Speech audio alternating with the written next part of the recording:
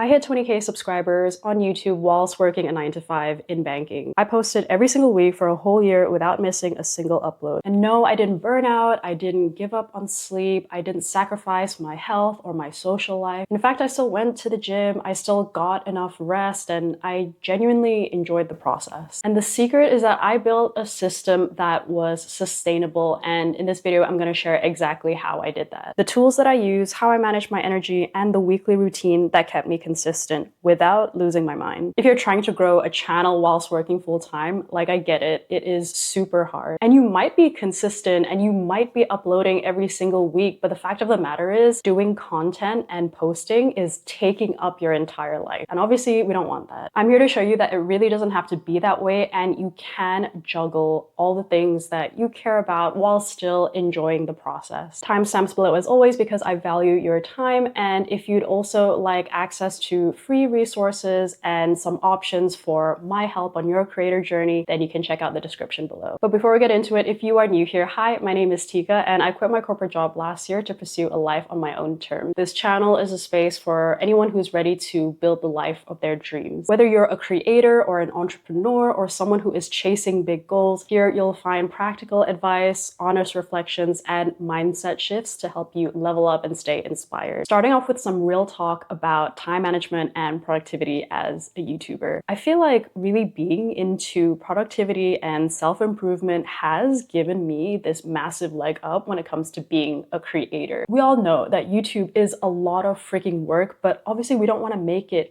feel that way, because at the end of the day, it is still like a creative pursuit and we want to keep it fun. And truly, that is the only way that we're going to make this sustainable in the long run, is to make sure that we enjoy the process and not burn out. If you want to do it all, like go to the gym and get 8 hours of sleep a night and still have a social life, have your 9 to 5 and still grow a successful YouTube channel, then the only way that you're going to achieve that is by doing it the smart way. And I'm going to tell you guys exactly how to go about that. And the first point on this is to treat YouTube like it's actually a priority. I think there are so many people out there who say that, yeah, YouTube is important to me or health is important to me, but you don't really need to ask people what their priorities are, because all you really need to do is just look at their calendar and look at their bank account. The way that we spend our two most precious resources, which is our time and our money, that is essentially what is important to us. One of the best things that you can do for yourself is just identify the few things that are actually important to you and then treat them like priorities. So I'll give an example for myself. In this season of my life, my 3 priorities would be my YouTube channel, my business, and also my health and fitness. And it's not to say that, you know, I've completely neglected every other area of my life, like my friendships, relationships, and what have you. It's rather that I'm dimming the switch a little bit in those areas and just focusing 80 to 90% of my energy on those top 3 things. And with these 3 priorities on my calendar, you will see that most of the time blocks that I have on there will be related to at least one of those 3 things. And that is exactly how you can prioritize things in your life. Just like how you have an entire block of your time in your calendar where you're at your 9 to 5, you need to make sure there is some sort of block that you're putting in for your YouTube time as well. The next step that really helped me is to have a weekly YouTube routine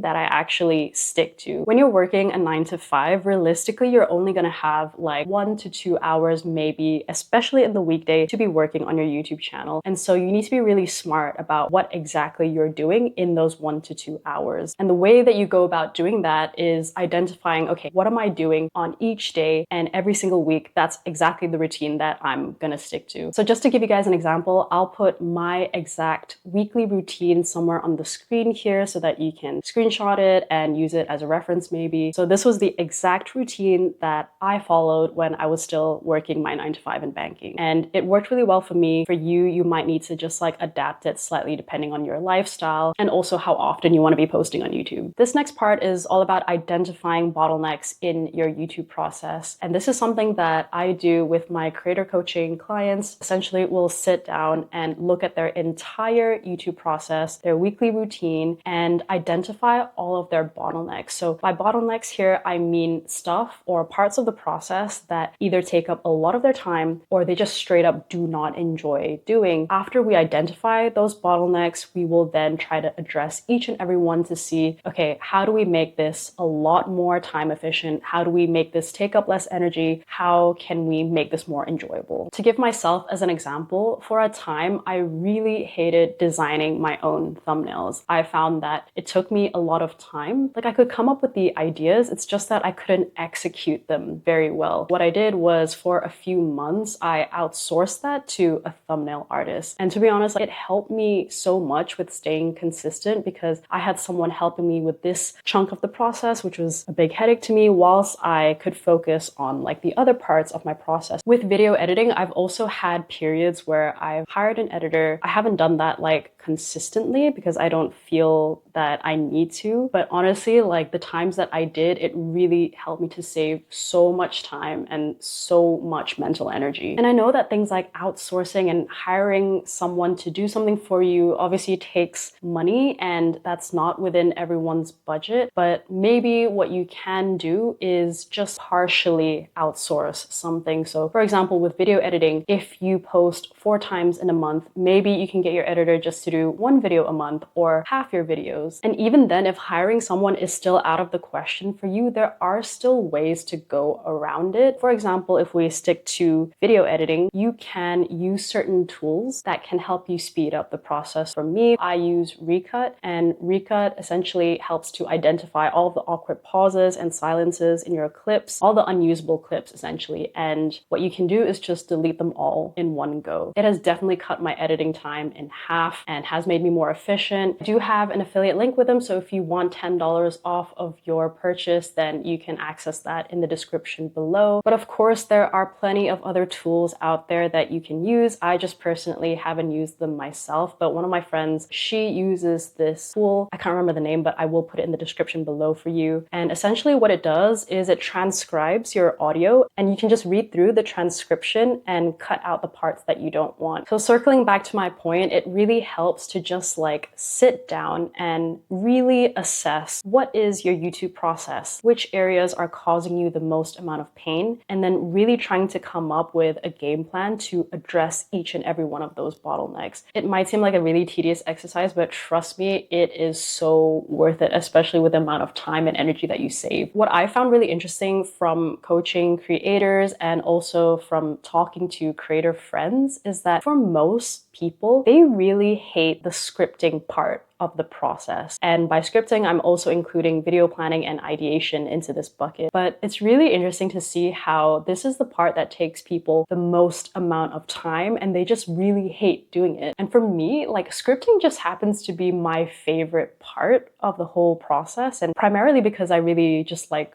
writing, but I've also found ways to make that part of the process way more efficient. So that's why I wanted to share a whole section here in this video about scripting, and hopefully this helps you. This is my system for scripting and exactly how I save time and energy with it. First and foremost, if you guys have watched my other YouTube tips videos, you will know that I always plan my title, thumbnail, and hook first before writing even a word of my script. And usually what I'll do is plan a 1 to 2 hour block in one day where I just plan the title, thumbnail, and hook for the next 5 videos or however many that I can get through within that 2-hour block. And you might think to yourself like, oh, 2 hours to plan like title, thumbnail, and hook for just 5 videos? Like, why are you taking so long? And trust me, this is the part of your process that you need to take your time with, because this is the 20% of your inputs that is going to yield 80% of your results and success on YouTube, following Pareto's principle. The title, thumbnail, and hook honestly takes up so much brain power, which is why I dedicate a 2-hour block. When I first started doing this, I was spending longer on my title, thumbnail, and hook than I was on editing my actual video. And it has honestly been so worth it, because after that point, that was when my views went from like 1 to 2,000 to at least like 4 to 7,000 on average. And that was just within the span of like a couple months. There are ways to make this more efficient though. You don't want to just rely on your brain power alone when you have AI. So I use ChatGPT a lot, not every single time, time, but just to give me initial ideas, especially on my title, thumbnail, and hook. So with my titles, I will just tell ChatGPT, like, give me 10 title ideas for a YouTube video about this in the style of Tika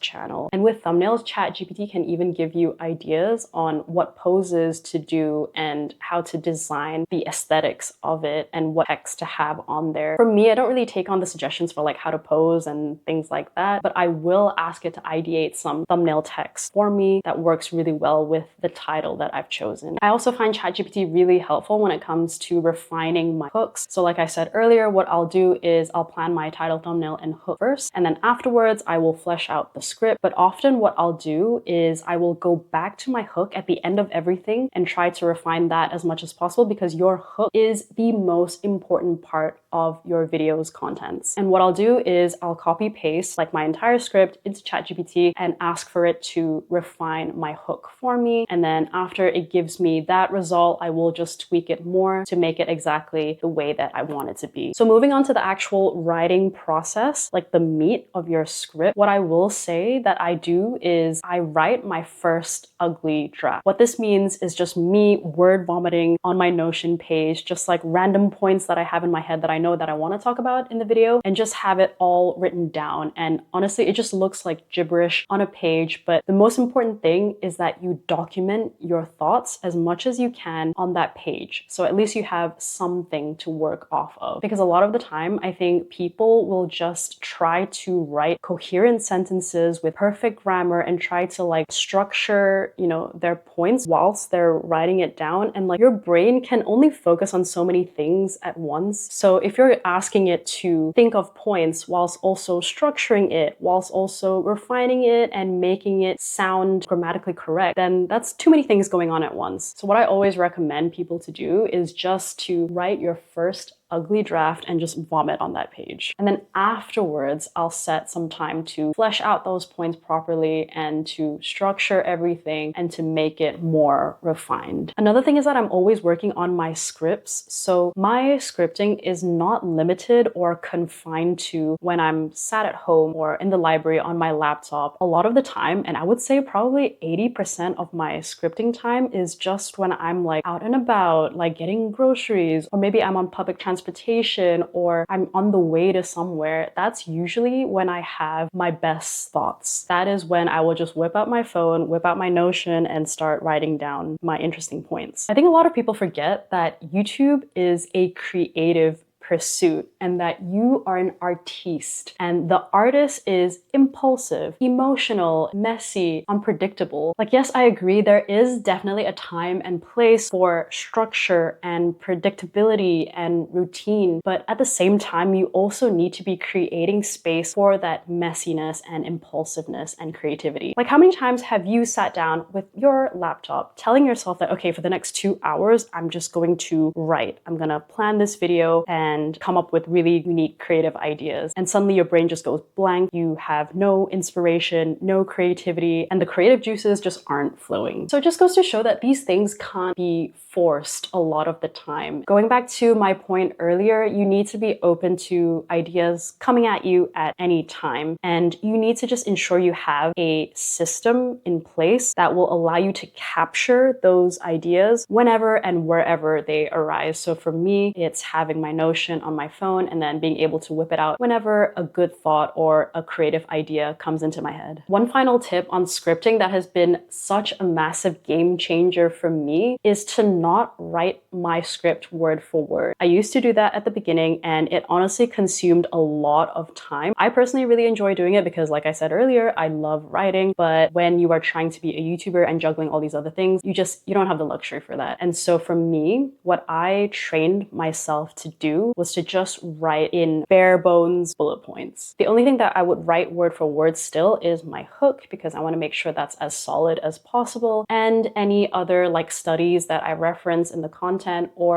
maybe like specific quotes from books, or if there's like a concluding point that I really just want to drive home to my audience, those are the only things that I would script exactly. But for the most part, when you see my video plans, it'll just be like bare bullet points. And I've learned the skill of just riffing off of those. And trust me guys, like the first time you do this, it's gonna feel unnatural, it's gonna feel uncomfortable, especially if you're used to being able to read your video script word for word. And personally, it took me maybe like 2 to 3 months of like filming and posting every single week for me to even start feeling comfortable doing this and feel competent riffing off of my points. But that's something that I really just want to highlight here, is that just because it feels uncomfortable at first doesn't mean it's not working or that it won't work. And you really just need to stick through with things sometimes in order to see the results. I think a lot of people have this notion where when they start to do something a little differently, or they start something new and it feels bad to begin with, then they think, okay, this isn't working, I'll just go back to doing what I was doing before. But no, like people really underestimate how long it takes to get good at something, let alone great at something. And with riffing off of bullet points, the same principle applies. You just need to keep at it and train yourself to get good at it before you can feel comfortable with it. Like for me, it personally sucked to learn how to riff off of my points for the first 2 to 3 months of me doing it. But I can tell you on the other side of it, it's gonna be so worth it, because you're gonna save so much time when it comes to your video planning and your scripting. A final note to conclude this whole chapter on scripting is that after speaking to a lot of my creator friends and speaking to my coaching clients too, I find that a lot of people are just really, really scared of messing up their words. And that's why they refuse to just riff off of points or not have every single word planned out in their script. And this is my response to that. When you're talking to a friend and you're explaining something that you just recently learned about to them, or let's say you're trying to help them out with something in real time during the conversation, you don't exactly like overthink the sentence structuring or like exactly the way that you're coming across to them or the exact words that you should be using. You just kind of like talk to them and explain it to them. And most of the time, if not all of the time, your friend would understand what you're trying to say, even if you're not saying it in the most optimal, most perfect way. And that's how I tell people to think when they're talking to the camera. Just imagine you are talking to one individual, one person in your audience, one of your friends, and you're speaking to them like how you would speak to them in real life. You're not overthinking things. You're just like saying things in the best way that you can in the moment. And what I find with this is that you sound way more natural when you do that. Like you don't need a perfect script, a perfect structured sentence, or the most optimal words to use in order to get your point across. And so you should treat filming and articulating your points in front of a camera in the same way too. And that has honestly really helped me to not overthink so much about like the way that I'm speaking. So those are some of the things that really helped me to stay consistent with content whilst working a 9-to-5 in banking. If you're a creator looking for more personalized support to grow your YouTube channel, my signature one-to-one coaching program, Creator Accelerator, is currently going through a major revamp, and I'm opening the doors to an exclusive beta round with just a small number of creators. This is your chance to get early access to the revamped program, work with me one-to-one, and to have it all at a massively discounted rate. And all I ask for in return is just your feedback as we go through the program together. If you are interested, or if you had any questions about the program and want to know whether it's right for you, then you can just head over to my website, tikagaffar.com. I have put a link in the description below as well. Okay guys, take care and see you in the next video.